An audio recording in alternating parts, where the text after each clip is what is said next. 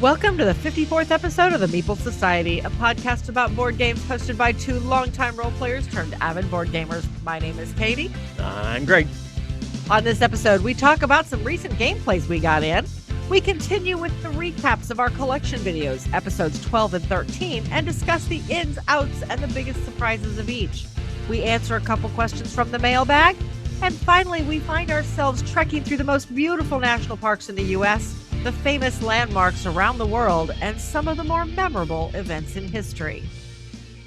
But before we get started on all that, you have something on your mind, I guess? I have something on my mind all the time. Well, okay. You have something written down here in the notes. Yes, I do. Okay. What are we talking about? You really want to know what's on my mind right now? Other than being upset with how everything is recording, no, not really. Okay. So, I was just interested in looking back at the beginning, not the beginning of us, just the beginning of us getting into I was going the to say, I don't hobby. think I can remember back that far. I mean, we are almost at 34 years. Never mind. Yes. You can cut that part out. We Yeah, don't need to we age will keep that ourselves. in there. But no, we Anyway. weren't that young. when we No, got we were married. not that young Anyway, when we got married. Looking back at since we got into the hobby, Okay. I mean, how our taste in games, gameplay, and how we look at board games have changed. So our taste in games, well, we really got into the Euros. Yes. When we first started playing, it was more of the Ameritrash co-op. Cooperative, yeah. I don't even want to say party. We never really got into the party games. I think Castles and Burgundy. No, Castles it's of Castles Burgundy? of Burgundy Yes. is actually I think that's the game that actually started us down the long trek of. Was it that or Yeah. Kalis? We played Kalis at Gen Con with a father and daughter duo. Did we play the Gen Con or was that at No, it was Hoosier Gen Con? Con. Nope, it was Gen Con. Okay, you keep saying that, but I keep thinking it was that. Nope. Hoosier Con. It was at Gen Con in the Rio Grande room. It was one of the Okay, games we maybe played in the that's Rio right. Grande room, and then we sought it out at the flea market afterwards Okay, and found a copy. maybe that was it. Yep, that was it. But I want to say I got Castles of Burgundy in 2014. We did, and we've had Castles of Burgundy for a long time, so that may have been where it started. But I know Kalis was one of the early ones for us. Yeah, but I feel like we've gotten into the more complex games. yeah. It seems like the longer and the harder. Some of the yeah, because we've really gotten into Lacerda games. we've gotten into Lacerda games, and I think if anything, I kind of blame the Colonist for that. Yeah, because that was the first really was our first long really game long that we Euro really game. fell in love with. But even though I still find and slight spoilers here. We're going through and doing our top 100. We're going to be putting that out in video That's form. not really a spoiler. No, we've been talking about it for a that. while, but we're putting that out in video form. Hopefully, starting this with the start of the new year. That's the plan, anyway. You know what they say about best laid plans. Imagine the Colonist is in both of our top, at least our top 20s. Doubt it'll be in both our top. It'll be somewhere near the top. Yeah. I don't know. We both still have a long way to go. Yeah. On this. Well, I'm like at 80%. I think I'm at, I don't know. Anyway. We're doing this through Pub Meeple, so we don't know the exact end yet. Anyway, the reason I said spoilers is because as I've been going through them, when I come across I find myself leaning towards some of the midweight games now. Not necessarily, I mean, don't get me wrong. I still love my heavier games. Yes. But when some of those midweight games are coming up, and now I'm trying to think of some, because where I'm sitting, I can't see any of them. But the first one that comes to mind is like Honey Buzz and Bees, and neither of those are favorites by any means, but they're along that same weight. The Azules. Actually, it sounds more like Time. Yeah, and that may be it. You're leaning towards the shorter I'm games. leaning toward the shorter games. Maybe that's just a product of how busy we've gotten. Yes. I don't know. But I have found that to be true with me too. I mean, I've been looking at some of these long games and then it's up against another game, and that I like equally as well. Oh man, which one would I play if this was my choices for that day? Right. Which one would I play? And right now, the shorter games are starting to get. Yeah. I mean, I still have some long ones I think are going to be up there. Oh, I think they are. Yes, but a lot of the shorter games are winning out over the longer games, Yeah. which for a long time it was all about the heavy Euro lengthy Yep. games, and we've starting to get back away from that. because we don't have the hey, we have a Saturday with nothing to do. Mm-hmm. How long has it been since we've had that? It's been a while. There's always something, whether it's recording for the podcast or it's recording one of our videos or, hey, we need to get some other games played for that series of videos. Well, in 5 years, when we get done with the playing through our collection series, will not be 5 years. We will have all kinds of time to do. We can start coming up with other ideas for that. So there you go. So by then we'll have a whole new collection at the rate we're going. Yeah. So anyway, and just all that to say that, yes, I think tastes change over the years. Do I still love some of the original ones that we've had on our shelves for 10 years? Yes, absolutely. The Pandemics are still among my favorites. Yes. So is The Captain is Dead and some of the other, and Zombicide. Zombicide's one of the very first co-ops that we ever got. The first what I would consider a dungeon crawl, dudes on a map type of game that we ever got. And it's still one of my favorites in that genre. Yeah. So, but at the same time, I don't know. It's a lot of setup and it takes a bit of a time to play. It does. It's a longer game and you've got to have, well, you don't have to have more people. You could technically play it by yourself, but nonetheless, but yeah, tastes change. But at the same time, I still like the games that we started out on. There's a reason they started us down the hobby. Yep. And now gameplay, I think we've gotten more seasoned as gamers. I mean, we approach games a little bit different than we did when we first started this, because I'm trying to think some of those games that we used to play when we first started and we haven't played in a while. It's like, it'd be interesting to go back. I mean, even like Monopoly. We've got those coming up here in the next letters. We're going to be playing a bunch of Monopolies. It'd be interesting to see. On February or March, we're it'll be interesting to see how we actually play Monopoly. If it's different than the way we used to play it.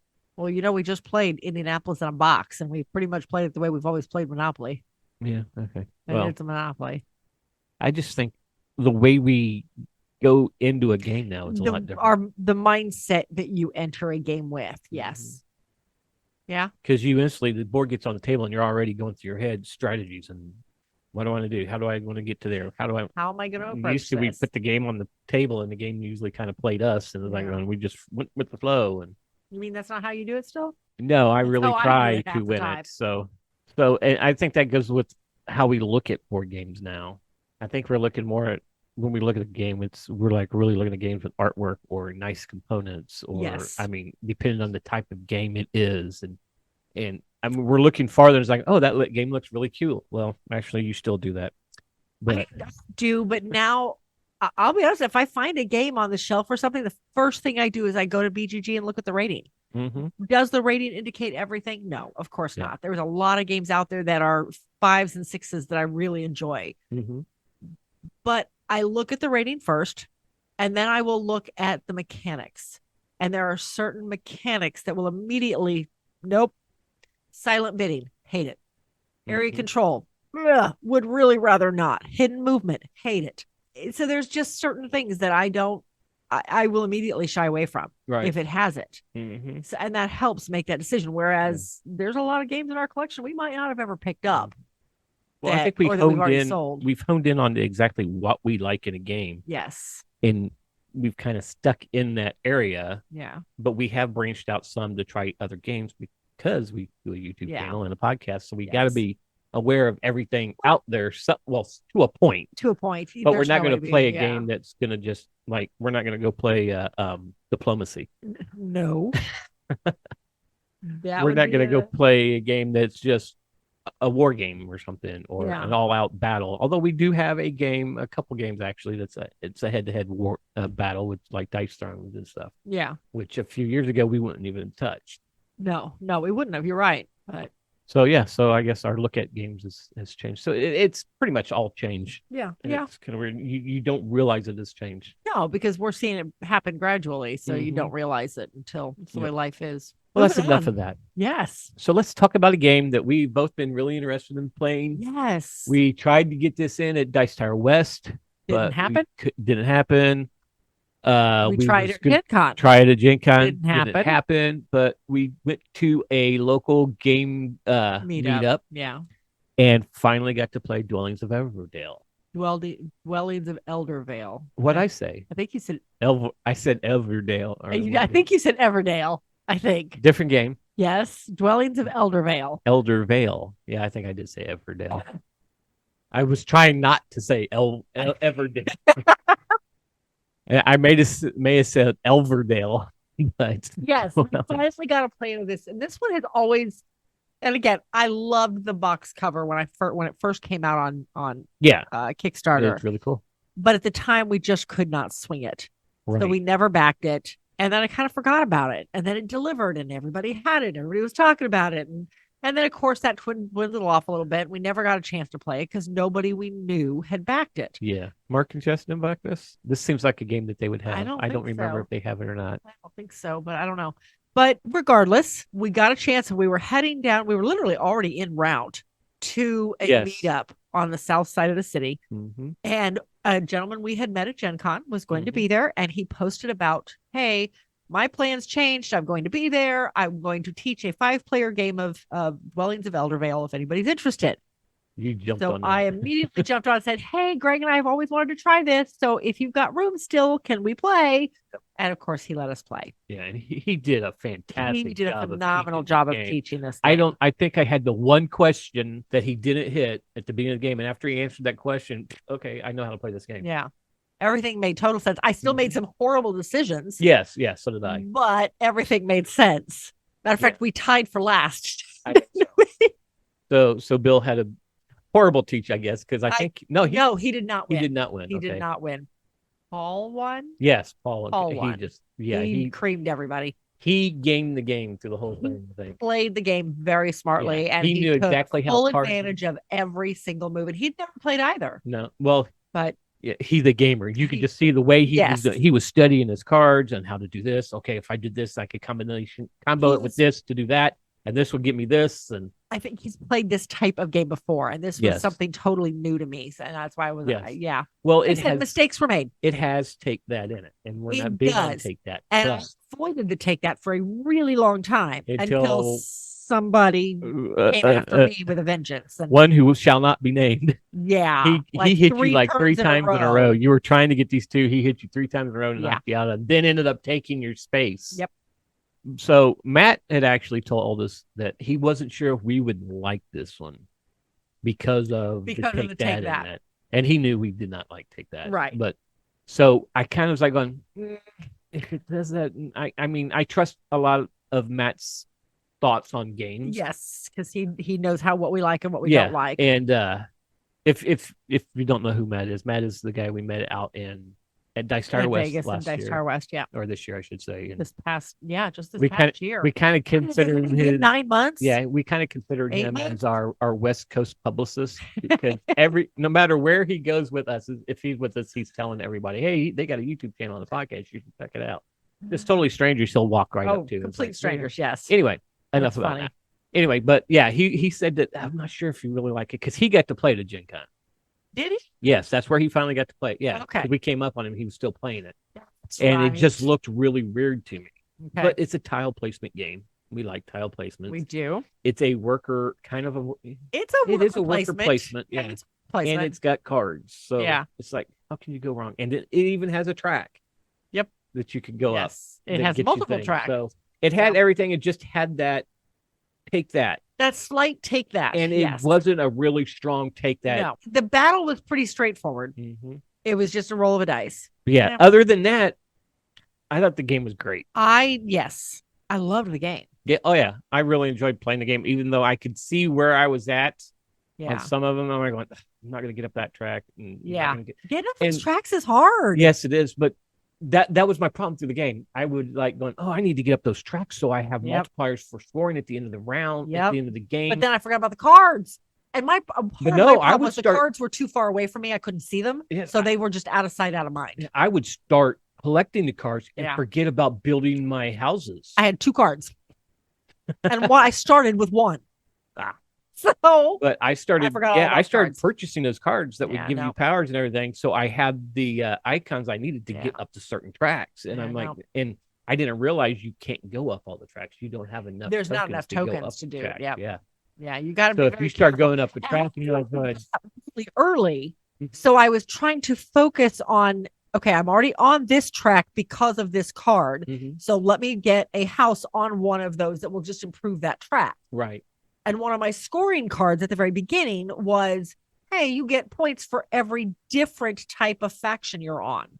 Okay, so I want all different factions, but I had to hone in that on just where I could get those tokens set laid down. It was Right. weird, but it was a good puzzle. I didn't solve it very well because I lost the game. That's a good way to put this game. This is one big puzzle It is on a very big how puzzle. you can get your houses out. Yep. Maintain those to cards. Maintain those in-game scoring, Yep. which I had 0 of. I had 0 in-game scoring cards. Oh, I had 1. I had 2, but I ended up giving them away for resources. Because I really needed to get this card so I can go up onto this track. Right. But yeah, my problem was I started off getting those houses out as fast as I could, and I went, right, I'm not going up this track that fast. I need to get some of these cards so I can go up these tracks a little faster, so I can get to the top and get the gem to do the time thing to be able to change things out. Didn't get any of those. Not one. I got it all the way across the other board, which I can't remember.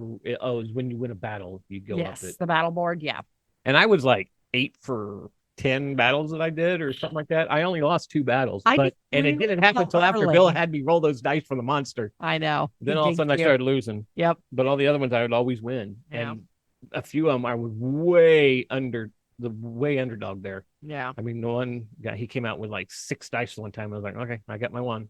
Here we go. And you roll a 6. And I rolled a 6 and he rolled a 5. That was the interesting thing with the battle on this one. It didn't matter how many dice you had. It's your highest dice. You eliminate dice. That's all it is. So if you basically whoever rolls a 6 wins the battle. If both of you rolled a 6, then you go to your next highest dice. Mm-hmm. If both of you rolled a 5 on your second dice, then you go to the next dice. Well, if one person rolled a 5 and the other person's next highest is a 3, well, then that person who rolled the 5 wins. Mm-hmm. Or if that person has no more dice. Or if that person has no more dice to compare to. Right. And that's, we got a little lucky in there early on, but that luck didn't hold. Yep. At least not for me. I got lucky on like my first 3, and then after that, I didn't win another battle. Right. I lost every single one of them. My dice turned on me. I couldn't roll a 6 to save my life. Mm-hmm. Literally. Yeah. The artwork on this is, like you were saying earlier, is beautiful. I love the coloring on this. The box colors are just gorgeous. The box cover makes more sense now with all the different colors. Yes. Because those are the covers. The tiles are there's a lot of iconography in this game, but once you understand what the iconography means, there were some confusing pieces, but for the most part, it made sense. It wasn't hard to figure out once you figured it out. And there were player aids that described the most common icons. So that helped. So yeah, I mean, absolutely good game. Do I want to run out and purchase it? I don't think we're going to run out and purchase it because I don't know how good it is at 2-player. Right. Though I've had somebody tell me it plays just as well as 2 as it does at 5, although 5 was a really long game. Well, I've heard a lot of people soloing the same. Yes.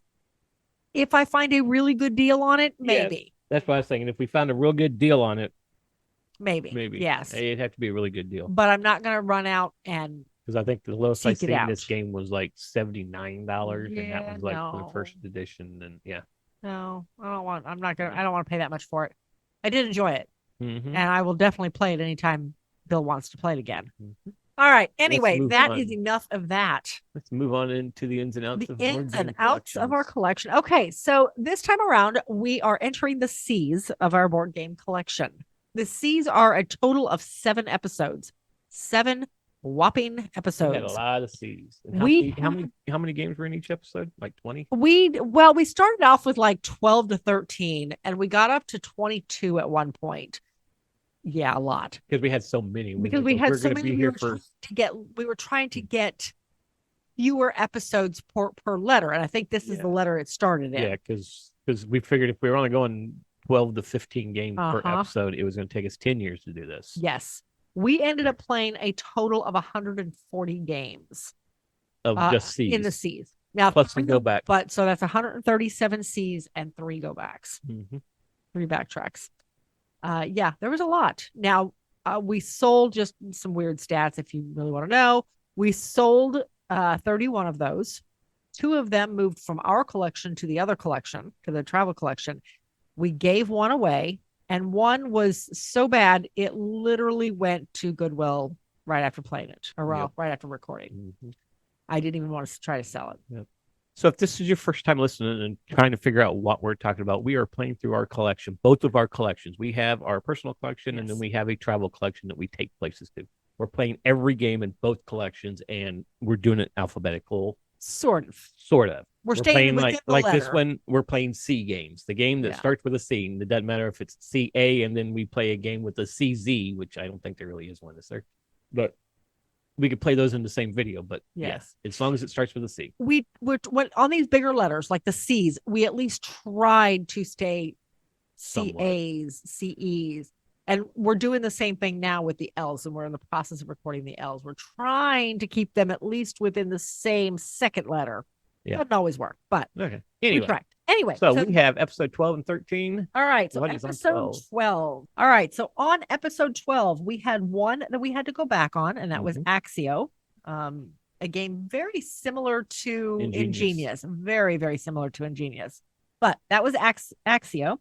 In addition, from the C's, we played Calico, one of my favorite kitty games. We played Camp, Canasta Caliente. They're very similar. Candyland, the train game. Did anybody else know Candyland had a train game? Just saying. Can't Stop Express, Cape May, Captain Scrimshaw's Diggin' Pirate Treasure, The Captain is Dead, and The Captain is Dead Dangerous Planet. Carcassonne, we have the big box of that, so we played that. We played we played a lot of Carcassonne games, including the original. Yeah, because we have a bunch of the stand-up ones. Yeah. All right, so we played the original Amazonians, the dice game, South Seas, the Star Wars edition, and the Castle. We played Careers, Caribou Island, and last but not least, Carpe Diem. All right, so there's all of the games we played. Oh, let me get back to the right screen here. So the one that stayed in our collection, and there was no question, it was staying in our collection. Mm-hmm. There were a lot in this one, let me tell you, but the one that stood out the most is The Captain is Dead. Yep. We have the original game of The Captain is Dead. We have the Game Crafter. We have the Game Crafter version. We've played the AEG version. We played it a couple of times at Gen Con, actually. Matter of fact, we ended up teaching it because the poor guy who got suckered into trying to teach this game had never played it. And we were his first teach. One, and I keep thinking the one we were playing was actually the original. Nope. If you look back at our pictures, it has the clear standees, not the ones we've got. Okay. That was the only difference between the games is the standees and the artwork on some of the cards. Yeah. That was it. Yeah. Everything, the board was identical. The way it played was identical. Mm-hmm. But The Captain is Dead is all about saving your ship. The captain's dead. You got to get it away from all the aliens. The rest of the crew, the rest of the crew is trying to fight off the aliens that are trying to invade their ship to get all the systems back up and running, namely the jump core, so they can jump out of the area and save their lives. Yep. We have played this a lot of times. I would say our win-loss ratio is probably about 50-50. We have both of the original. We have the expansions both that played of the on that same expansion. board. The AEG, each expansion has a different board. I think so. Yes, each expansion changed up a little bit, whereas the expansions we have, it's just a new deck of cards. Yeah, that was all it was, and the cards just simply got harder. That's all it was to it. Yeah, but super great game. I love the fact it plays 7 players. There are 7 different colors of crew members, and each color has a specialty, but there were 2 to 3 options inside of each color that you could choose from, and I love that. I love the way they did that. All right, anyway, the one that left the collection is The Captain is Dead Dangerous Planet.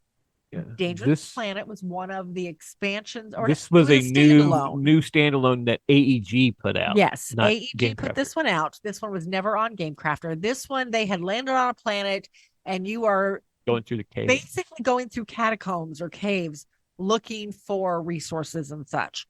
And there are creatures down inside the caves, and every so often they're coming up at you. They move very fast. They move. Yeah, I don't know if we've ever won that one. I don't think we have, no. Yeah. We've only played it a few times. Yeah. It definitely did not hit with us. No. So that one, we ended up moving that one to the other collection because I think it's still a decent game. It's a good cooperative game. Yeah, but we're not going to pull it off. But if we're going to pull off a copy of The Captain is Dead, we're going to pull off the one we love. Yep. Not the one that we have never even had a chance to win before. I mean, you got to at least have a chance to win it, right? So that was our in or out. Surprise on this one? It really wasn't a surprise because we played all these games pretty much. We had. Either we played them or they were kids' games that they basically did exactly what we expected them to do. Yeah. Now, okay, the Candyland train game kind of sort of surprised me because up until the time I found it at Goodwill several years, I didn't know Candyland had a train game. I remember that we played the train game. I do not remember how it played at all. There's a dice underneath it. The board had like, if I remember correctly, because it's been a little while, we played these middle last year. The board, you ran this little train around in a circle on the board, and there was a dice underneath it that rolled with it. And then when you got to a certain space, you picked up the dice and it was a different color. That's all I remember about it. The surprise is the fact that Candyland made a train game. It was a cute game. I remember that. We did end up selling it, though, just because it was a little too young for the collection that we're trying to build. Yeah. So it must not be originally called Candyland, the train game, because I cannot pull it up. I was looking on BGG just so I could even look at a picture that I could remember it by. But yeah, I've got it down as Candyland, the train game. Okay, I'll try it again. Oh, nope, there it is. It's two different words. I was typing it in as one word for some reason because I'm just an idiot. Okay, there's the board. You don't. Oh my. Do you remember it now? No. No? No, it has a 12-sided dice with a bunch of different colors on it. Yes, that was basically took the place of the cards. There's an area with a bunch of ice cream cones, pink ice cream cones. There looks like maybe the other corner has cotton candy. Another one looks like it has different colored gems. This came out in 2011, and so I mean, I don't know what that is. Maybe coins or something. Yeah, that's what I thought. It had little holes in the board in the track that made the dice turn, that made the dice roll over under the train. But yeah, everybody, each of the corners had each of the corners had something you could collect, and you won the game if you got all four of them. I mean, it was cute. I liked it better than straight up Candyland. I forgot you put the dice under the train. Yes, Did the you dice move goes it under the train. up a couple spaces, or you moved? I don't remember what the purpose of the movement or what the purpose of the because it's not like each space has a color to it. No. It's just the corners. Yeah. I don't know. Yeah, I don't remember what the whole point of it was. I still don't remember the game. So yeah. Anyway, let's move on from Candyland the train game. The train game. Okay. So 13. Episode 13. 13 had a lot of good games. And to see all the games, you can look at our video for it. So episode 13. We had no games we had to double back on this one. Mm-hmm. All right. So we played Cars, a supercharged raceway game. It was after Cars. Another Cars game called Luigi's Tire Tower game. Cartographers and Cartographer Heroes. Cascadia, Cash Cab. Yes, exactly what it sounds like. Cash Out, Castilian. Castle Keep, Castle Panic, Castles of Burgundy, the card game, as well as the dice game. Castles of Mad King Ludwig. Has anybody else seen a theme here? Cat, Rat, Bat, Splat. Ha! I said it right the first time on this one. I couldn't say it to save my life earlier. And Cat Tower. We played Cathedral, Caverna, the Cave Farmers, as well as Caverna Cave versus Cave, which is basically the two-player version of Caverna. We played Kalis, Century, and then all the Century games. Century, Spice Road, New World, and Eastern Wonders. Okay, and I think that's it. Let's do the out first. Okay, we'll do the out first. So the out game that left the collection completely was Luigi's Tire Tower. Yes. It was cute because you get the little rubber tires and you got the little crane and you're trying to stack them up. You had to stack them up however you could, whoever knocked the tower over. It's kind of like Jenga in reverse type of thing. I mean, it's the concept. It's a stacking game. It's a stacking dexterity game for children. But you had to use the silly, like a fish hook. Yeah. A crane hook in order to move them. You couldn't pick them up. Yeah. So this one was leaving, and then right after our video went out, we got a message from Quapla Nerds. Yes. That their son Georgie would love this game. Yes. So and they still have it. Here you go. Take it. They do still have it. Now whether or not it's going to survive the move, I don't know. Yeah, that's the one thing. They do have it. Okay. So our surprise was I know Castles of Mad King Ludwig was old, but this is the new deluxe version of it. that has the artwork's really nice. The artwork is new. The new scoring board is gorgeous. Mm-hmm. It has the new little castle miniatures that now, once you get it has a special power that you get to use when you get that castle, which is really cool. Yes. Yeah, the game is they completely blinged it out. I can't fault how they did it. Now, we've done a couple of these big box Kickstarters. Yeah, we have since decided we're not doing any more of them. Plus, we got the Colossal Edition, too. Yes. We have not played yet because we don't have a floor space big enough for it. We're gonna have to, like, one of us be in here and somebody else be in the dining room. And I'm going to have to build like an 8x8 table just to play that game. We have a couple friends who'll come over for that game. Yeah. Absolutely. Okay, so that was a surprise just because of the artwork, how well it looked. It looked so much better than the original game. Yeah. Okay. Anyway, so the in-games, we actually have 3 of them in here. We agree on this one. We had a lot of really good ones in this one. We agreed on Caverna. We did agree on Caverna. We both liked Caverna because that was one we got early in the game before we even played Agricola, which is why we like Caverna better than Agricola. And recently, my sister-in-law and my brother, bless their hearts, made the little dwarves for me. We have not gotten to play since they 3D printed some dwarves for me that carry their shields on their backs. Yes, they look really cool. I can't wait to play with those. Yeah, we seen that on I saw them. Brothers Murph? Yes, the Brothers Murph had a set of them. So I messaged them. I basically commented on their video, and they were very quick about messaging me back and told me where to find the STL files. So I kind of held on to that information and mentioned it to Joe and Tony was like, well, we got our 3D printer working, right? So they printed me a set. Yep. Anyway, so the one that I also picked was Century Spice Road. Yes. I like this game. Yeah. Out of all the Century, this is the one that I liked the best. Yeah. I do not like the island one, whichever that one is. I don't even remember its name because it's Eastern Wonders. Yes. But we have the set, the tri set. The trio. The trio, yes. Yes.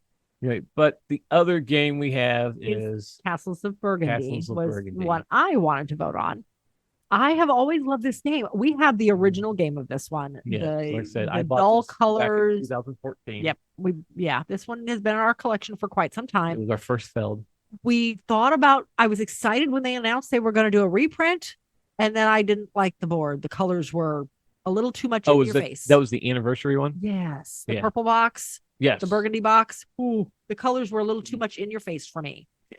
So we passed on that one. And then they came out with this new one. I was so close to backing this one.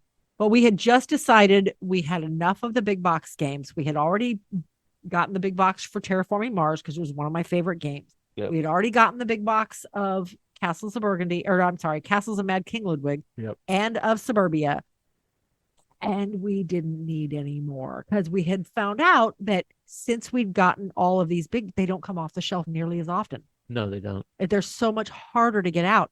And I didn't want that one to be to fall prey to that. I didn't want to stop playing it just because now we had this giant box we had to dig through to play. Well, we don't play it as often anymore anyway. We don't. Because I don't like it as much as I did when we first got it. Yes. So I have to find other people. Felds that I really like more than that game. I have to find other people to play with, in other words. We still play it. So if you're in the indie area and you like this game, hit me up. The game is fine. It's not my top. I don't even know if it's in my top 5 of Feld games. Okay. It's not going to be in your top 100, I'll bet. No. Well, no, it might be, but it's going to be down there. Okay.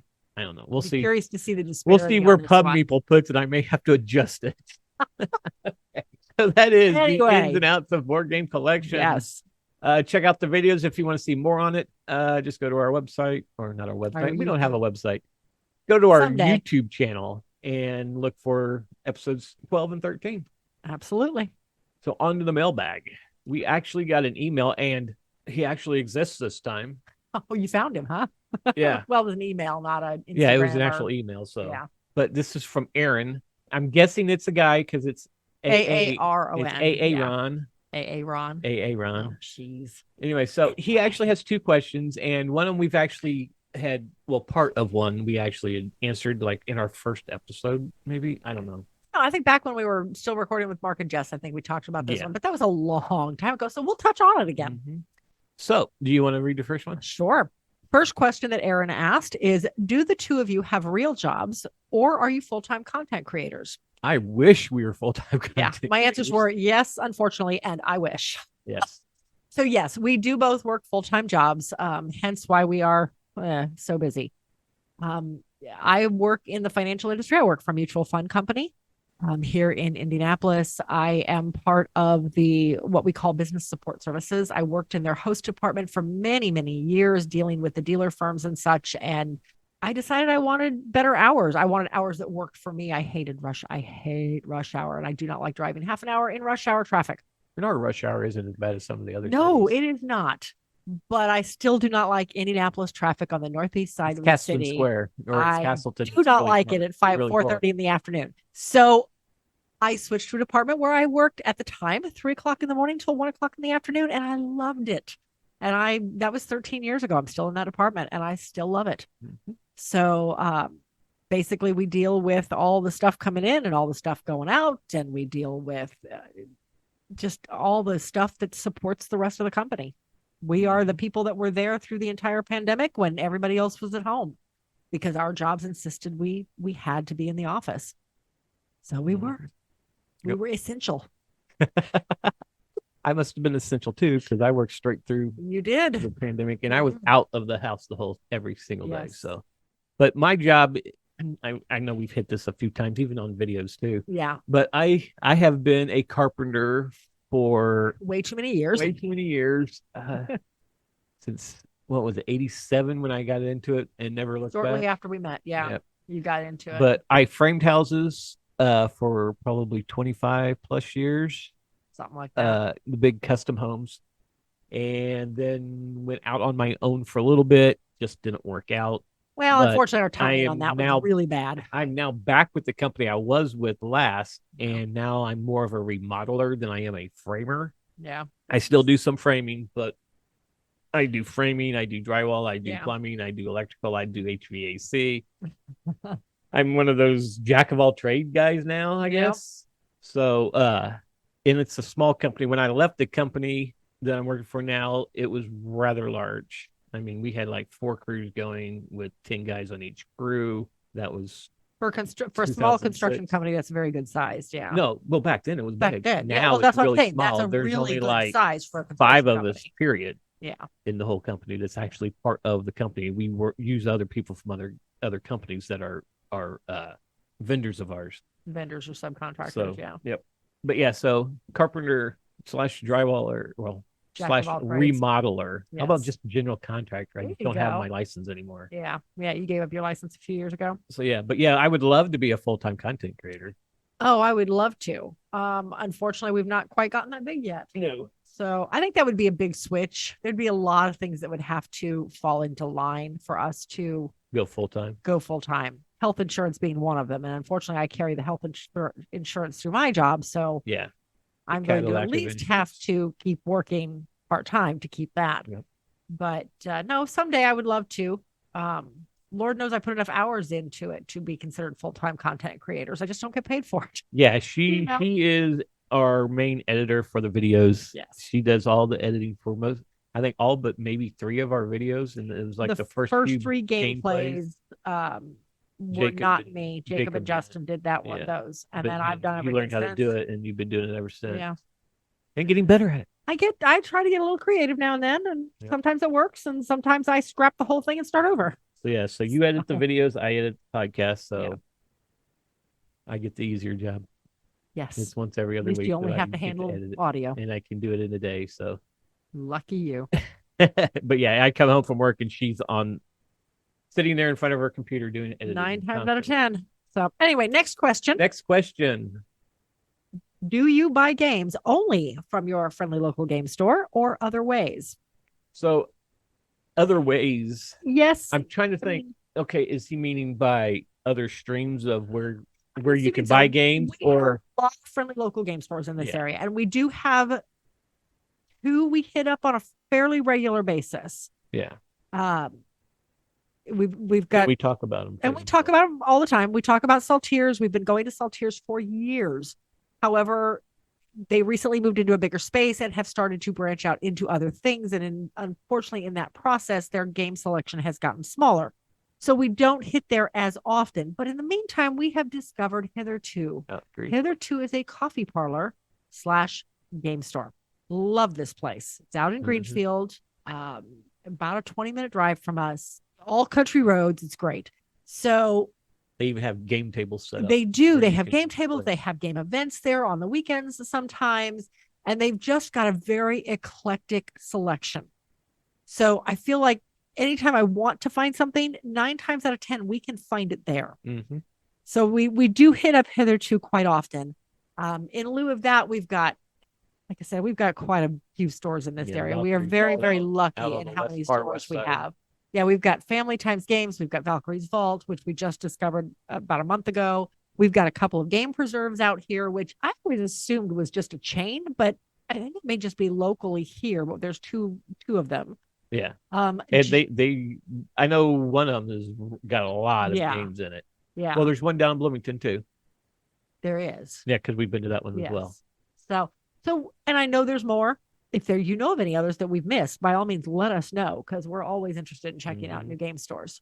And we also, when we go on vacation, when we're on road tripping, we stop. That's part of our stopping and getting on stretch is going into game stores. So now, first things first, if we are looking for a new game, our first thing is to hit up our friendly local game store. Yes. Worst case scenario, I can't find it anywhere. It's out of print. It's older, so it's no longer on the shelves. I might go to Amazon, but I try not to hit Amazon for games as often anymore. Typically, we'll go to Miniature Market or one of the other online game stores first. Amazon's kind of my last resort if I can't find it anywhere else. We hit up a lot of Facebook Marketplace type of place things, local sales. So we're always looking for deals on the games we're going to do. Yeah, especially if they're newer, or if they're harder to find, and we look into them. So we got a lot of avenues. Yeah, and we're not big enough that we have game companies sending us games, which a lot of people think, oh, you're a content creator, you get games sent. No. Well, we do have one. We've had a few. And we have one that's really good, and I'm really excited for that one to hit Kickstarter again. Yeah, we'll give him a quick plug. It's one that we did a gameplay through. We did a review on. It's called Gempire, so check it out. Yep. He's going to go back to Kickstarter, hopefully sometime first quarter of next year. Yeah. So we will had it up there, talk about it. It wasn't funding. It probably would have, but it probably would have barely did. But he's done some changing of it. Yeah. And a lot of updates to it, and it sounds really, really good. So took a lot of the feedback he had gotten from us and from other content creators and from some of his other play testings at conventions and ran with it. So he pulled it down off Kickstarter to make all these changes, and then he's going to relaunch again. Hopefully, like I said, first quarter of next year. As I say, last time I talked to him, he penciled in March, but he's not saying 100% that's when he's going to do it. I said hopefully. So just keep a lookout for it. We'll talk about it again. We'll talk about it again. So, Aaron, I hope we answered your question the way you wanted to hear it. And we rambled way too much as always. Yes, but that's what we do. We're running long, so hey. That's what we do. So we're going to go all down into our deep dive. Okay. So this week we are deep diving the trekking series. We are talking about trekking the national parks, trekking the world, and trekking the history. And yes, we know Trekking the National Parks has a second edition out. And we will kind of go over a little bit of what's different in that. Yeah. We have the first edition. Yeah. To be transparent, we bought the first edition very early. We bought it at Gen Con the first year that Bink, I think the company was originally called Bink Inc. Incorporated or something like that. It was Bink Inc. Incorporated. Okay. Put out the first edition of Trekking the National Parks, and we bought it from them. We were so excited. Yep. We love that type of game. And we bought this I think we narrowed it down to August of 16, because in September of 16, we ended up going on our vacation for the year. We did a 2-week Western road trip, and we took this game with us with the idea that we're going to hit a couple national parks. How cool would it be to play this in some of the national parks? Well, I think one of them is you wanted to see what the one main park we never heard of, and named after the president.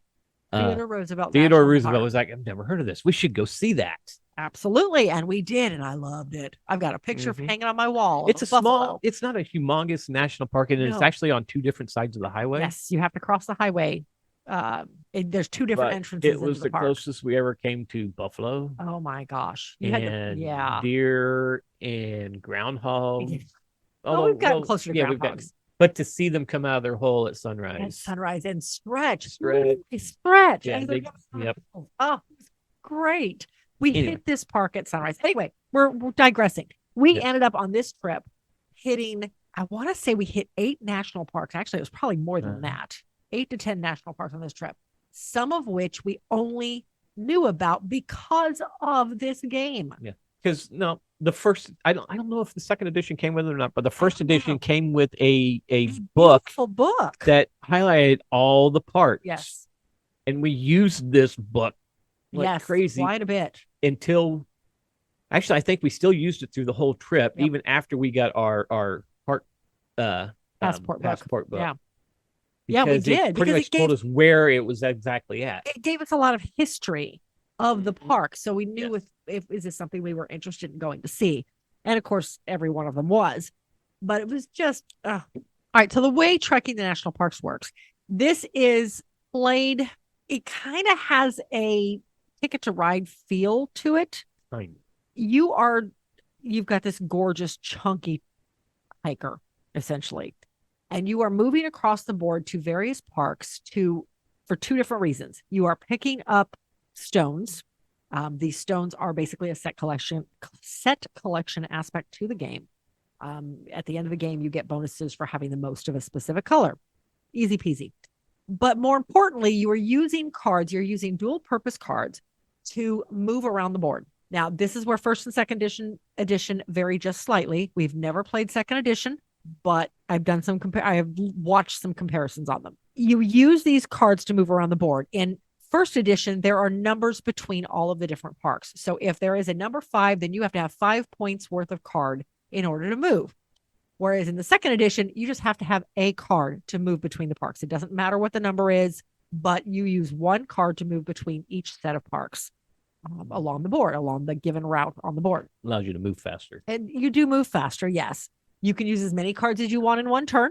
There is no hand limit. In both versions of the game, you are essentially moving around the park or moving around the board using your cards, whether you're paying exact counts or you're just paying 1 card per movement to, like I said, pick up the stones for set collection purposes, but you're also completing the parks. There is a row of parks set out in addition to the row of movement cards, so that you have a series of movement cards up there you can choose from. And like I said, there's no hand limit on them.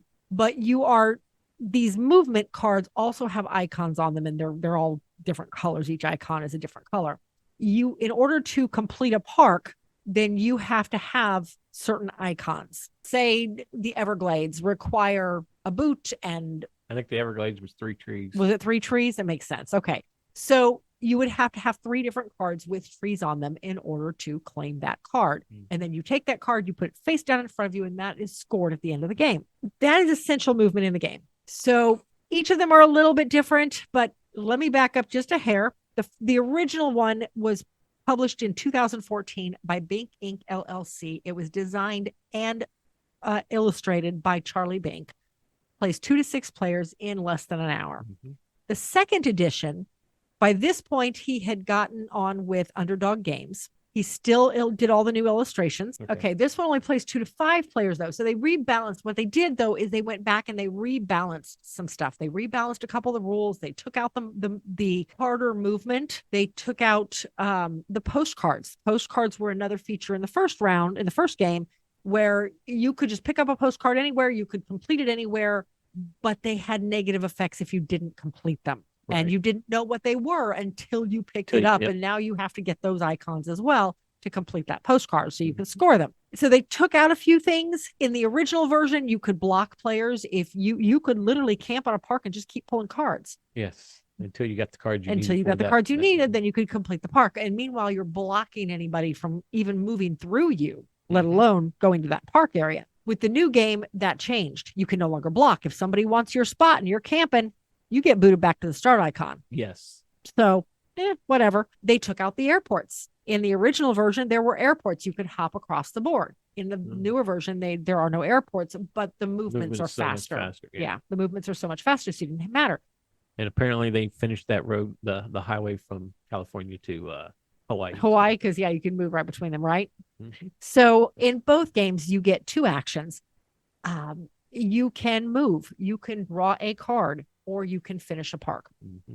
Those were basically your options. But every time you moved, you could pick up one of the gems. Right. No, only when at the end of your turn. Right. Wherever you the landed. end of your movement. Right. Because you could move twice if you wanted to. If you really wanted to, you needed that red gem and you needed that white gem. Great. You just do 2 sets of movements and that's all your actions, but you got both gems at the end. So I don't know. This one was always one of my favorites. Spoilers. Let's see. Components on these guys. The original had glass gems. I love them. When we first got the game, we had a broken gem in one of them. And these are just glass beads. They're basically glass garden beads you can get, but they're really nice. I contacted Bink Inc. through Facebook, and they sent me an entire, not an entire set. They sent me one of every color back. So I now have a complete extra set of the gems in case any of them ever break again, the stones, which I just thought was really nice.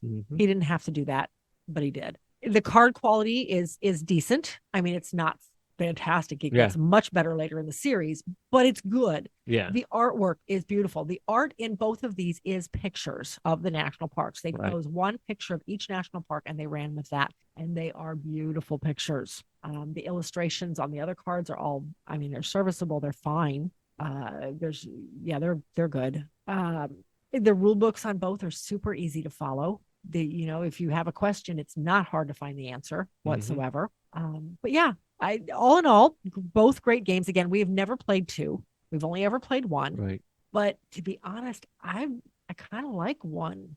There is a couple variations in 2. There's some parks that everybody has access to. You have tents that you put on those.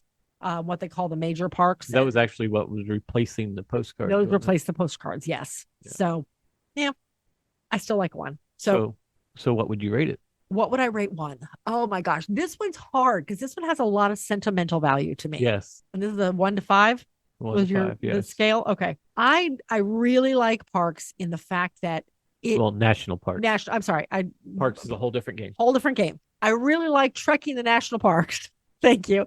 I'm looking at my notes. It just says Parks 1, Parks 2. So does mine. Okay. So I really love this game in the fact that it works for gamers. There's still enough thought process and enough things to keep you engaged. But yet it's one of those games that you could put on the table with somebody who has never played a game beyond Monopoly. Right. And teach it. Yep. Easily. I really like that. I would honestly say if I would probably rate this one a 4.5. Wow. Okay. I love this game. Yeah, I would go for, 5 is best of the best, right? Yes. I would say 5 is, you recommend it highly, you must go get it. Okay. Don't bother watching a video on it. You need it. Well, for some people like the super heavy gamers, this is not going to hit for them. No. But I think for a family game, for just your casual gamers, it is just such a charming game. And I think and I've been watching I watched a comparison video on Dice Tower today. And so I apologize if I'm using some of the same phrasing, but I like certain things in 1. I would love it if they could mesh the 2 of them together. Yeah. You know what I mean? I love the idea of the major parks that everybody has access to that give you special abilities once you gain them. I do like that. But I also like the uncertainty of the postcards. Yeah, I did like the postcards. Yeah. So I like having to calculate my movement, not just, okay, I want to move 3 spaces. Here's 3 cards. No, I like being able to calculate my movement. Okay, I need to get here. So I need to calculate exactly how much movement I need to get to that spot. You know what I mean? So you're at a high 4. I'm at a high 4. Well, I'm kind of lower. I'm at a 3. 3? Yes. And I think the only reason I'm at 3 is because it has such fond memories of our travels. Yep. Because, okay, here's why. Because it's such a simple game because you're drawing cards, you're moving, or you're claiming parks or postcards. Yeah, okay. It definitely has that. It's very simple. But some of the things I don't really like about the game is that you could be collecting these parks. And you're like, well, I got to get to this park and get this park and get this park. If you don't collect the gems and somebody's already gone through there and wiped out the gems, you're going to lose because they're going to give awards for whoever has the most in one color. Right. And that's every time you lose one, that's 5 points somebody else is getting that you're not getting. And that was one of the things that was balanced in the second edition. Right. which we do not But, have. yeah, we don't have. But I'm going off the Right. only version we But played. that was balanced. So For those listening, that was balanced in the second edition. Don't like that you could go heavy on getting the parks, but if you don't start trying to stop other people from getting those, because if you're tied for the most, nobody gets it. Right. But I think I've lost this game almost every time because I didn't go heavy on trying to get as many of those gems as I could, but I went heavy into parks. So yeah, I mean, and also, is this one that I would take off the shelf over other games? No. Yeah, there's a lot of other games that I would rather play than play this. Yeah. So I mean, I think that's the main reason why it's at a 3. Okay. But I think it's at a low 3 even, and only because of the memories we have of it. I mean, I loved the game when we first got it. Yes. But now, to me, it's a really simple game. I would be curious to get my hands on the second edition and play with the new I think parts. they have it in the Dice Diary library. Okay. So maybe at the retreat. We'll get it. Okay. Sounds like a plan. Okay. So on to the world. On to Trekking the World. All right. So this one was published in 2020, again, Underdog Games, designed again by Charlie Bank. This one was illustrated by a number of people, but the art itself was done by, and I am going to butcher these names, and I apologize. There's a lot in this one. Yes, but I looked at the rule book, and the rule book listed the illustrators as Marta Danica, all right, and Alexei Shirokov. I'm not sure how that's pronounced. We're going to go with those two because that's what the rule book listed as the illustrators, and that is where this game absolutely shines, is the artwork in this game. Okay, so with this one here, gameplay again is pretty similar to Parks. You're still collecting movement cards. You are still trying to win locations. These are now world tourist locations you're going to. Places like Sagrada Familia, the National Mall in DC, the Teotihuacan is on there. Lots of games that ring back lots of locations that ring back to board games, which I find hysterical. But so you're trying to move around to all these different locations to same thing. You're trying to pick up these movement cards that allow you to move. This one has the discard a card to move. The big difference with this one is that the others, movement was one of your 2 available actions. You did not have to move with Parks. Yeah, this one you with have World. to move. The first thing you have to do, if you have a card in your hand, I don't care if you want to save that card or not. If you have a card in your hand, you have to discard it and move. No ifs, ands, or buts about it. The only way out of moving is have no cards in your hand at the start of your turn. After you've moved, now you get one action. You can pull a couple of cards, or you can collect one of the locations, or you can do what's called a journey action. If I remember, I'll come back to that. The airports come back in this one. So now you do have airports you can hop around to. And they are very handy. They are very handy. This one has, instead of the stones at the different locations, this one has souvenir cubes. These are just wooden cubes that are placed all over the board.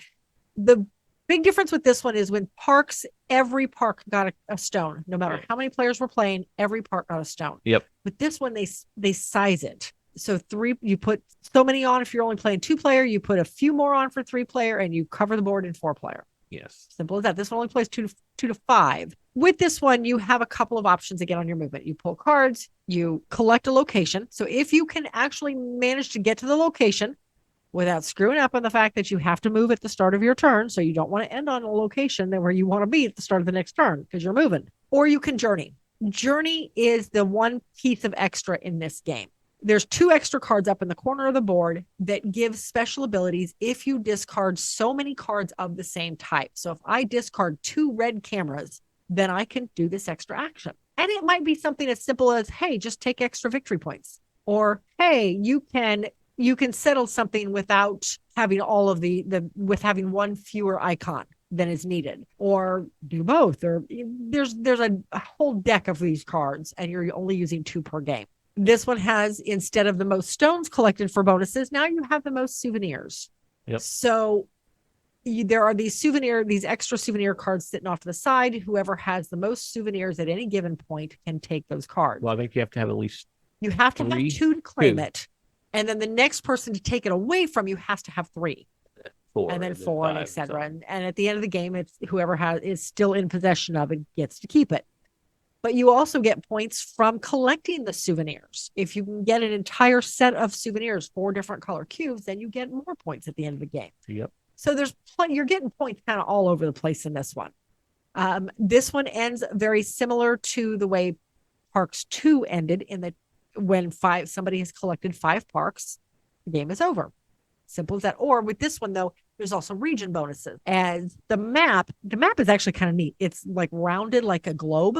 Mm-hmm. So, and the corners are kind of squished in up near the poles. So it kind of looks like somebody just flattened a globe. Yep. And each of the regions, there's 6 different regions, basically all 6 of your major continents. They don't include Antarctica, go figure. As those regions empty out of souvenir cubes, whoever emptied that region, whoever took the last cube of each region gets the bonus. When 5 of the 6 bonuses have been collected, then the game is over. So that's the second way of ending the game. Yep. That's basically how you play. So components. This one has wood cubes instead of the plastic. And I never did say that. The second edition of Parks comes with plastic stones, not the glass stones. Yep. I prefer the glass, but that's just me. This one has wood cubes. It has player boards because you have your little suitcases that you're collecting your souvenirs on. This one, I feel like they ramped up the quality of the cards. Yeah. Holy mackerel. The cards are bigger too. The park cards are bigger. Well, the location cards are bigger.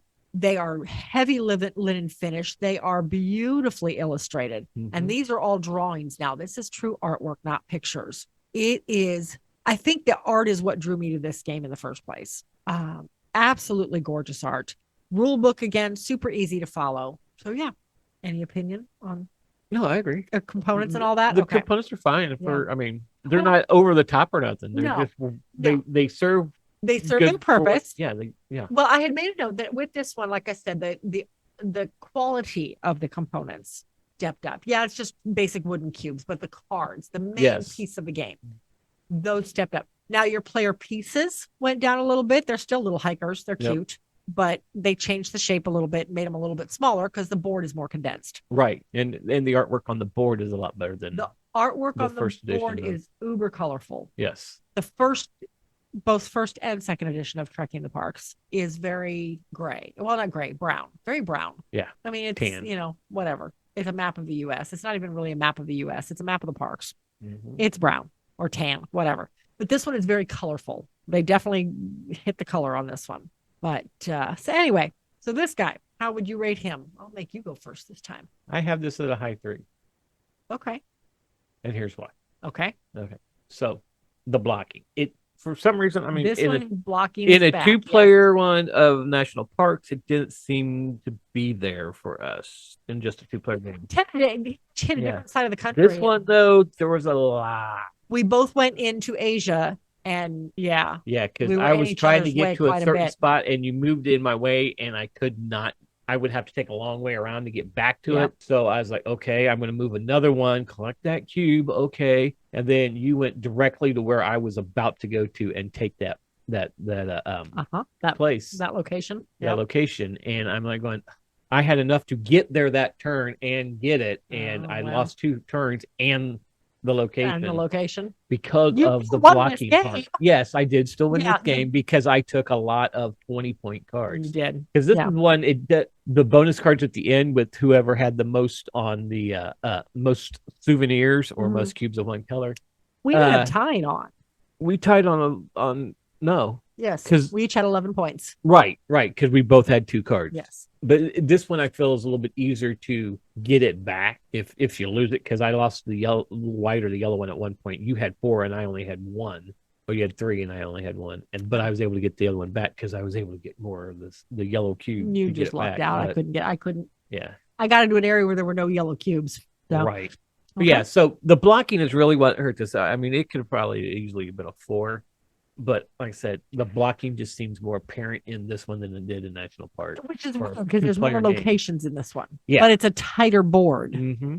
I did like that if you got one of the locations in the first 2 slots, you got extra points. Yes. I like that. Kind of reminded me of Century Spice Road. Mm-hmm. Yes, exactly. Or any of the Centuries is kind of like that. But yeah, so I'm at a high 3 on this. Okay. I am at a 3, just a solid 3. I like the game. Mm-hmm. But if I have my choice, I'm taking Parks off the shelf instead. I don't know why. I just maybe because of the sentimental value. I love the artwork on this game. The flip side, the front side of the cards is gorgeous artwork. The back side of the cards is a little bit about the location. Yep. It is absolutely beautiful and so well done. Mm-hmm. But at the same time, if I have my choice, I prefer the parts. Yep. Maybe because I can pronounce them all. I don't know. But you know, pronounce them all. But yeah, this one to me is a 3. I enjoy it. I think again, it has that whole Ticket to Ride feel where you're collecting cards, there's no hand limit, and you're using those cards to take the parks. So we're both at a 3 on this one. Okay. Yes, we're so both at trekking 3. history. Trekking through the history. Trekking through history took a big diversion. The concept is still there, but the mechanics changed completely. Mm-hmm. So this one was produced or published in 2022, again by Underdog Games, again designed by Charlie Bank. The art on this one was by Herrick Hibbler. I think it's pronounced Hibbler. Played 2 to 4 players, again under an hour. So with this one, this game plays in technically three sets of years. So each round of the game is considered 1 year, and you're playing 3 years. That's how I guess I meant to say it. So there are 3 complete separate sets of cards in this game. One set for each year, quote unquote, of the game. The goal of this game is, and actually let me back up for a second because I love the little piece of introductory phrasing they put on the rule book on this one. I just thought it was kind of neat. Welcome to Wayback Tours. You're about to go on a 3-day tour of history, traveling thousands of years in a time machine to experience great moments from our past. Trekking through history takes place in 3 rounds, each round representing 1 day of your trip. Each day, you'll visit a series of historical events, spending a different number of hours in each one. That is how the rulebook introduces the game to you. And I just thought that was so well said. I had to write it down. So the idea with this game is that there are 6 cards laid out to you, ranging anywhere from 37,000 BCE. And I couldn't possibly have gotten lucky enough I grabbed that card, all the way up through 1994. Okay. Those are the date ranges between the 3 years. Mm-hmm. So, and some of these events are just fascinating, like carve intricate reliefs at the, grab one I can't pronounce, at the Angkor Wat in 1150. I love the fact that the artwork on the front of the card is gorgeous, but on the back, it gives a description of the event or the time frame or what. It's just, I love it. Anyway, so the idea is you are visiting these locations, but you have to do them in chronological order. So you can go as far back as you want, but you can't, once you've put that first card down, that's your starting point. You can't go further back. Yep. You have to continue to move forward. Yep. You only have 6 cards to choose from. 5 of those cards are going to give you some really nice bonuses. Well, all of them are going to give you bonuses. 5 of them give you bonuses off the board as well as off the card itself. Those tokens that you're gathering up are then put onto your timeline. Is it timeline is what that's called? Your itinerary. Your itinerary. You're then put onto your itinerary, and your itinerary will give you more bonuses as you go. You have 5 of them at the beginning of the game, and you get to pick 4. which one. You have 4. You start with 4 4 itineraries, and each year you have to choose a different one. Right. And you discard. You're only going to use 3 of them. You're only going to end up using 3 of them. So you're trying to collect these different tokens, but at the same time, you are trying to get cards that work with your timeline. Mm-hmm. Because if you go from 37,000 BCE and in year 1, you jump all the way to 1519, you might have a problem finishing before the end of the year. Yes. So you could potentially, if you play it right and if the cards work in your favor, have just one timeline that stretches out for 3 years. Good luck with that. Yeah, I did like that you didn't, at the end of each year, you had to stop your trek and then start a new one. You did not. You took it till when you were done. You were ready to be done because the years overlap. Year 1 goes from 37,000 BCE up to 1903. Year 2 from 3,500 BCE up to 1985. And year 3 from 70 BCE up to 1994. So again, if you play your cards right, and if they work in your favor, you could potentially just have one long trek and never return back to Wayback Tours. If you get that lucky. I've gotten close, but not quite. So you're going through, you're doing all this. So on each of the cards, in addition to whatever token is going to go onto your itinerary, you've also got a number with a year, with a time stamp on it. This is basically how many hours of the day you're going to be spending in that location. You only have 12 hours. You only have 12 hours each day, and then you get snapped back to Wayback Tours main office. Yep. So it may be a 1, in which case on your turn, you're just moving your little stopwatch up 1 space on the master clock. Could also be a 5, though, and you've just lost almost half your day. You get a lot of tokens for that half a day, but you've still lost half your day. So you're trying to balance how far do you want to move up that clock? Because once you hit the 12 mark, your day is over, no matter where everybody else is at. So you're trying to balance the number of hours you need to spend somewhere with the number of icons you're going to get off that card with the year on the card. Because some of those years aren't going to work no matter how badly you need those icons. And that's where you have to start making decisions. Do you collapse your itinerary? And start a brand new one, or your trek? Do you collapse that trek, set it aside, you'll score it at the end of the game, and start a whole new one with that card you really, really need those icons from? Yep. I did that last night. It did not help me. Let me tell you. But sometimes it does. Yep. Now you also get time crystals, which will actually take away an hour. Yes. Depending on how many you play. Right. For every time crystal you use, you get to keep an hour. It's 1 less hour of the day used up. Yeah, and it's really at the very end of the last year, you've got to watch when you collapse a trek, because if you start a new one and you don't get more than three cards, you're either going to get positive points. Yeah, because if you only end up with 1, it's negative points. Yes, and then it is. 2 is 0, and then you start getting points. Yeah, it can be a little rough there at the end. Thing. Imagine that. You're going back in time. Go figure. Anyway. All right, so the turn structure on this one, it's kind of like, well, it is. It's exactly like Patchwork, or there's another one that has the exact same mechanism now. Now I don't remember what it's called, but whoever is furthest behind on the time track goes next. The idea being that everybody's going to hit 12 at approximately the same time. So if you're taking small cards that only cost you an hour or 2, but may not give you a whole lot of gems, you're going to get more cards out of it. And that is a viable strategy. Yes. Whereas that person who's going after all those tokens and takes that 5 and jumps ahead, you have the potential of getting up to 3 cards during his time jump. So that being said, when you land on somebody, it's whoever's on top goes next. But if your stopwatch lands on top of somebody else during your movement, then once again, you get to go again. So you could go several times before your opponent has a chance to play. Yep. So you could snap up all those nice cards that, happen to line up perfectly. So I don't know.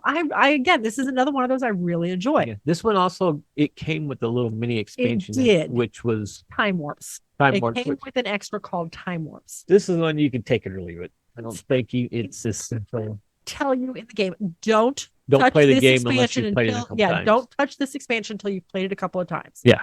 And that totally makes sense because it breaks a rule. Yes. You got to know how the base game plays before you realize what these cards are actually doing. Are trying to do, right. It comes with a whole deck of the cards. You only play 3? You only play 3 per game. But some of the cards may say, oh my gosh, hey, if you take a card worth 4 or more, take 3 points. Yep. We had that one last night. That's the only reason I could remember it. That's what helped me win the game. There was one that said, put a red token on every odd number on the time track. First person to land on it collects that token. And they stay there throughout the game. And they stayed there the entire game. And I think there was only one we never collected. We? Okay, me. You. I was going to say, I collected 0. All right. So with this one, the components, again, just as good as in World.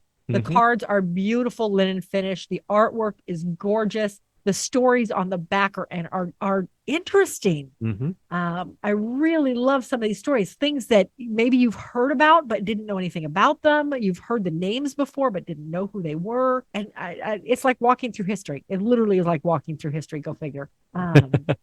The tokens are heavy plastic. They're very nice and sturdy. It came with a game tray that keeps everything together. Just really good quality components. Mm-hmm. I do enjoy it. So, and like I said, the artwork is beautiful again. All right. So would you rank rating? it? Okay, I got to go first again. Yes, one.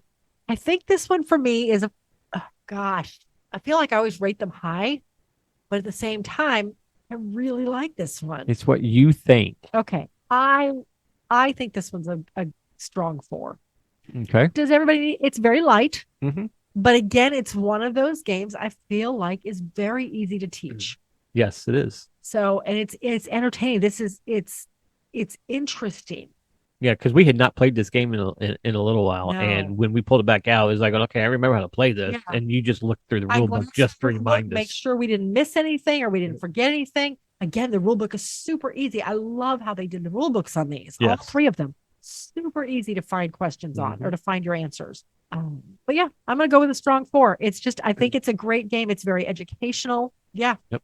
So I really like this one. It is totally different from the other 2. And I think why I like this one better than the other 2.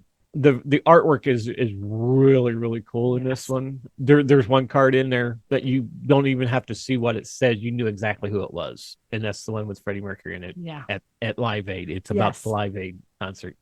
But yeah, and the artwork, because of the color scheme, I think, not just the artwork, but the color scheme, at first when I seen this, I thought it was a Vincent Dutrait artwork. I can see that. Because it has that color that you use. I mean, if you don't know who Vincent Dutrait is, I mean, he's done like After Us, he did Heat, Atlantis Rising, Lewis and Clark. It's just that color scheme that he uses in almost all of his artwork. Yep. But this isn't Vincent Dutrait. Huh? This isn't Vincent Dutrait. No, it's not. But so I actually have this rated as a 5. Wow. Okay. Yeah. This is if you came in and said we're playing a trekking game, which one? Oh, I'm picking this one over all. The first one I pulled off too. Yeah. Between the 3, game mechanic wise, this is my favorite. Mm-hmm. No questions asked. So the way I have them ranked is history is first, world second, national park is third. And I know history. Okay, trekking, I think I rated a little higher, but I think a lot of that has to do with sentimental value, being able to pull in unskilled gamers, and just how easy it is and how laid back it is, and the theme of it draws you in. But between the 3, this is my favorite. Trekking history is my favorite. Yep. I feel like there is so much to think about in this one. Trying to keep your cards in order, trying to get the tokens you need, trying to not move too far up the track so that you can go again. Meanwhile, you're watching what everybody else is doing. Okay, that card's too far back for him. Oh, he could take that card out from under me. How do I keep it? How do I stay back far enough that I can grab it before it's his turn again? Things like that. I just think there's so many things to think about in this one. And I love it. And I love the historical aspect of it. Maybe that's a big part of it. We've always been real big into history. Yeah. And this one totally scratches that itch. Yeah. And like I said, I mean, all the cards in all these games all have some on the backside tells you about the end. And this one, not everybody knows about these different things in history. Well, turn the card over and you can learn it. This would be great for a school. Oh my gosh. Yeah. Especially for a history class. So Ride with Genghis Khan, 1209. Okay, I've heard of Genghis Khan. Yep. I don't know anything about him. When was the last time I studied world history? I love it. So that is the 3 trekking games. So if you go by us, Trekking the History is the one to get if you're going to get any of them. Yep. I mean, all 3 of them, they're good. I think all 3 are fantastic games. Trekking the History seems to be our favorite. I'm anxious to see what he's doing next. Space? I think that's the rumor I heard, but I don't know how true that is. Okay, so that is going to bring us to the end of episode 54. So what's coming up for the Meeple Society? We are going to be recording our top 10 tile placement. Also, we have playing through our collection. Episode 42 is what you're working on? Yes. Part 2 of the L's. That when she gets done with that, that'll be coming out. We're still working on our top 100 games, which are going to be coming out after the new year. We're getting closer and getting them put together and getting closer to the end of the year. So if you want to follow us on social media, just follow the links in the show notes. There you'll find links to Facebook, Instagram, Twitter, TikTok, YouTube, Threads, and our merch shop. Or you can contact us, just like Aaron did, directly at meeplesociety@mail.com. Thanks for listening, and we'll see you at the next one.